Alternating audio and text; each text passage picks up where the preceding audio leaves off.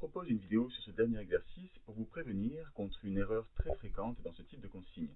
Vous allez chercher des détails, des précisions à ajouter pour provoquer la pitié du lecteur.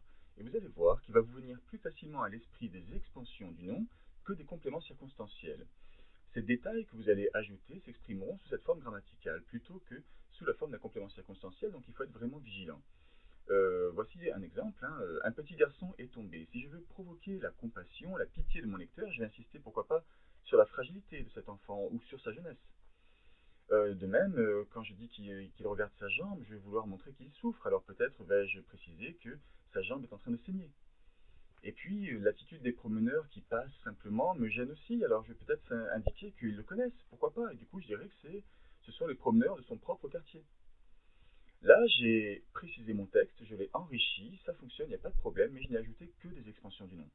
Fragile, âgé d'à peine 10 ans, ce sont des adjectifs qualificatifs épithètes liés. Alors, âgé d'à peine 10 ans, il y a un complément de l'adjectif, mais on reste sur cette identité grammaticale. Sa jambe qui saignait, vous avez sans doute reconnu une proposition subordonnée relative. Quant à de son propre quartier, c'est un groupe prépositionnel, fonction, complément du nom. Alors, il est intéressant d'analyser cette erreur qui vient à l'esprit de toute personne qui ferait cet exercice, car en fait, elle révèle une réalité grammaticale. Quand on veut être précis, quand on veut faire créer quelque chose chez son lecteur, on a deux outils grammaticaux principaux.